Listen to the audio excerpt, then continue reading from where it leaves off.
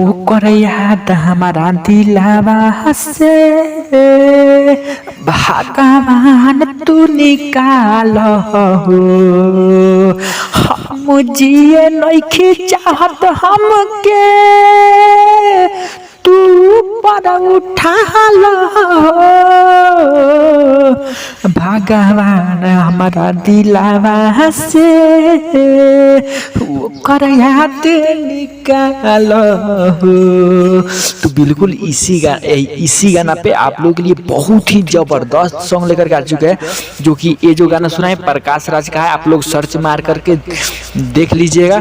ये जो है हम जो लिखे हैं गाना आप लोगों के लिए Holi song, Holi side song है, बहुत ही जबरदस्त है। तो चलिए आप लोग को मुखड़ा की ओर लेकर के चलते हैं। वीडियो को पूरा ऑन तक देखिए ताकि इस गाना को कैसे गाना आप लोग को सही से समझ में आ जाए। तो चलिए वीडियो को स्टार्ट करते हैं। जब से चढ़ल बा फगुनवा हो याद मलिया के आवता। जब से चढ़ल बा फगुनवा हो याद मलिया के आवता। पागल कहतावे गौआ जवार बड़ा हमके सतावता। पागल कहतावे गौआ जवार बड़ा हमके सतावता।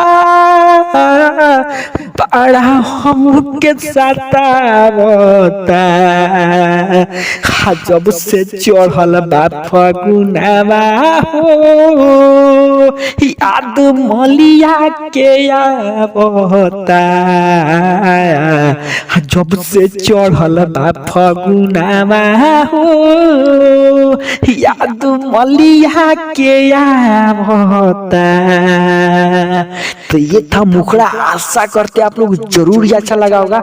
तो आइए आप लोग को पहला अंतरा सुनाते हैं, जो कि पहला अंतरा भी काफी जबरदस्त लिखा गया है। ये पूरा विश्वास है आप लोग का गाना ये यदि सही आवाज होगा आप लोग को तो जरूर हिट करेगा। तो चलिए आप लोग को पहला अंतरा सुनाते हैं बिना समय गवाए। तो वीडियो को पूरा लास्ट तक देखिए ताकि गाना को कैसे गाना आप लोग को सही से समझ में आ जाए। तो चलिए पहला अंतरा है ऐसे।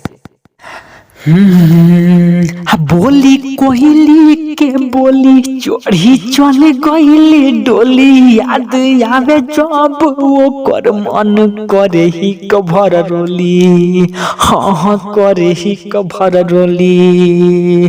बोली कोयली के बोली चढ़ी चल गईले डोली। याद आवे जब मन करे ही कभर रोली। हाँ ही कभर रोली। गिरे अखिया से झर झर लोर नाही केहू रुकावता। गिरे अखिया से झर झर लोर नाही केहू रुकावता। नाही केहू चुपावता। जब से चढ़ल बा फगुनवा हो याद मलिया के आवता। जब से चढ़ल बा फगुनवा हो याद मलिया के आवता। तो ये रहल पहला अंतरा। आशा करते हैं आप लोग दिल में बस गया होगा गाना।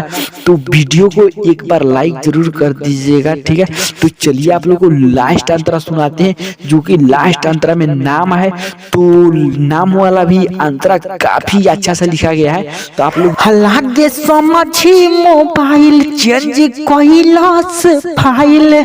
जीतन फूल ताज खातिर ना हम तनिक आइल। हम तनिक आइल। लागे समझी मोबाइल चेंज कइलस फाइल। जीतन फूल ताज खातिर ना हम तनिक आइल। हम तनिक आइल। रोज चंदन गुडू क्या मुसैमुद्दीन राह चले के सिखावता, राह चले के सिखावता। जब से चढ़ल बा फगुनावा हो, याद मलिया के आवता। जब से चढ़ल बा फगुनावा हो,